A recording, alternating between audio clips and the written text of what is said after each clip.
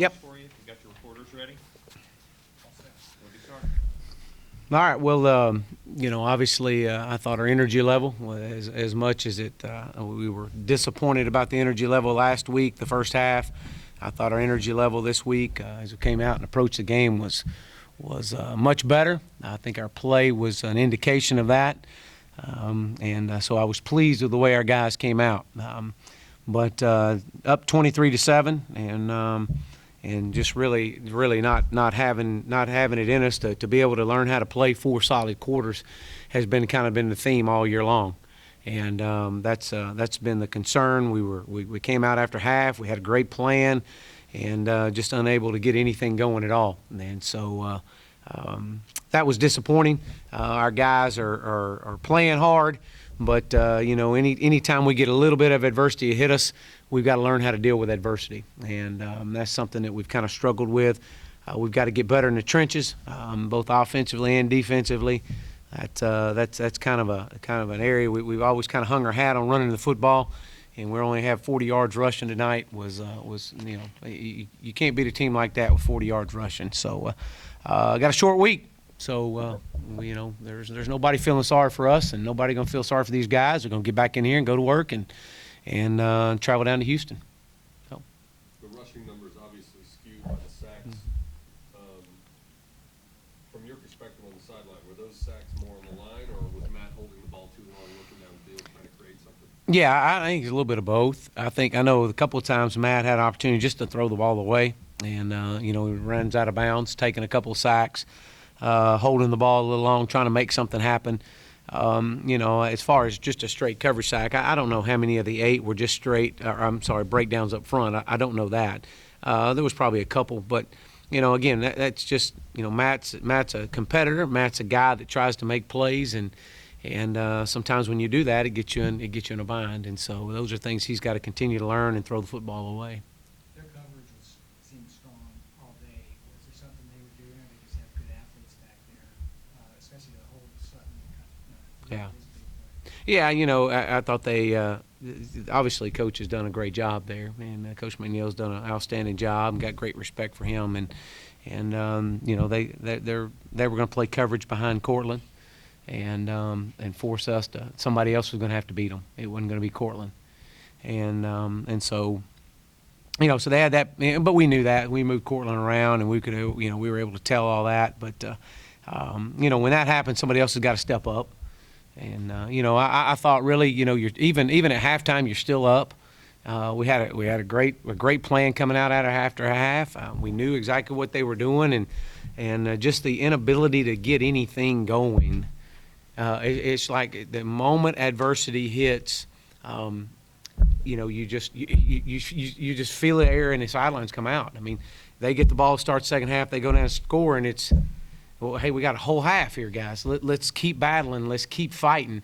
And we've been down before. We've been down 42-17 and battled back. And that's something that these guys are having to learn. And it's a process right now.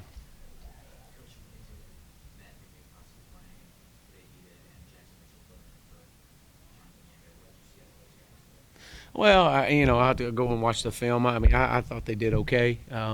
Obviously, from our depth standpoint, we had to have them today, especially when you lose Jonathan right off. And so, those guys, they're like everybody else right now. They're in there, and we're moving guys around, and we're trying to find the right combination, and you're just trying to find the right fit. And I will say this: I thought our defense played harder. I thought they had some stops, and we were unable to capitalize. And a football team like we have right now, when we do make stops, we have to capitalize. And we've got to take advantage of every opportunity that we get. And we've got to learn how to deal with adversity, and that comes with time. But our guys will continue to play hard, and they're going to continue to fight hard. And we got a lot of ball left ahead of us. I mean, you're 0-1 in conference. I mean, it's somebody's got to get us going though. I mean, we got to get this thing pointing in the right direction and continue to push toward our goals. So our goals are still at reach, and we've got we play a very talented Houston team this week. Mm-hmm. Yep. You know, I did. I thought so. I thought Kyron made some plays, and I thought Shaq made some plays. Again, it's when they put the what was it, Summers? Is that who? Yeah. And I thought that he definitely added another dimension in the run game, and so and that's been our Achilles heel all year, and so we got to continue to work on that. And but guys are being put in different situations, different positions, and you only got so many guys, and so we're trying to move guys around and putting guys in the right spot. But the thing that they'll respond. Our guys are going to respond. They're going to come out and they're going to play hard, and they're going to respond. And we're not letting up. Ain't nobody can come back in here tomorrow and give up. I mean, I can promise you that. These guys are going to fight hard, and we'll have a great plan going down to Houston. I'm sorry?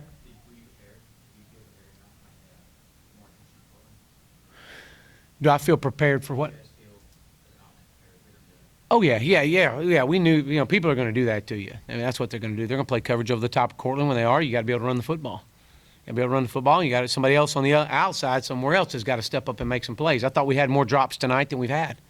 I thought we had some drops in some critical situations that could have kept drives going.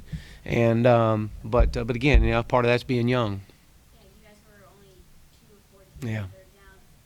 Who's the guy that you would usually go to on third down?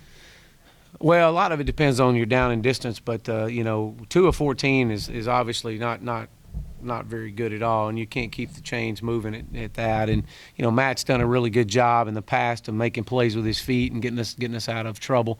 You like to felt like we had a couple of really good calls. We had a couple of drops in there, had a couple bad calls, but those are some things that we just got to keep getting better at. I mean, you got a great third down plan. You spend most of your week on third downs and trying to have a great plan for it, and you try to adjust as they go. When Younger got ejected, did that force Coach Malone to call different things defensively, or was it just next man up, step into his role? Yeah, no, it was next man up. Yeah, you just try to you put the next guy out there, and I thought we did a really good job this week of trying to simplify a lot of things. I thought that was my challenge to our defensive staff is let's just get good at something. Let's simplify some things and get good at something, and that was an area that we felt like we could do, and so it was unfortunate that we lost him, but and somebody else had to step in and play. How do you assess the offensive line and look at the numbers and not a good day for them? What did you see? Well, I mean, without watching film, I thought we've played better. I really do. I thought we've had better games, but my disappointment was I was really hoping we could run the football a little bit more than what we were able to. But again, those 8 sacks are not all on the offensive line. By no means of that. But I thought they did some good things at times. I really thought our protection was good at times, and we just we held on the ball and you got to be able to step up and throw the ball away, find your check downs, and get to the next your next read. But Obviously, the fans did show up in numbers that week. What's your next plan to motivate the student body? well, our student body's been great this year.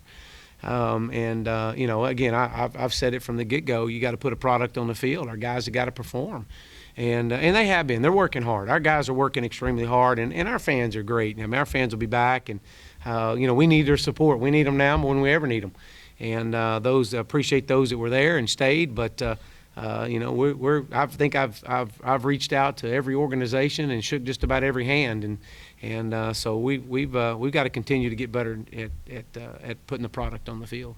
What's going to be the biggest challenge getting ready for Houston on a short week? Yeah, I think just from a mental standpoint right now for these guys, when you come in off of a loss like we just had right now, you got to be able to shake it tomorrow, and it's a new day. The season has to start tomorrow. And so that's going to be our challenge for these guys is you get your body fresh, get ready to go. Everybody at this point in time in the season is they're getting into what you call the dog days of football, and you got to be able to battle through. And only the strong are going to survive this run right now. What led to the decision to go with William Barnes at guard? Just the way he practiced this week.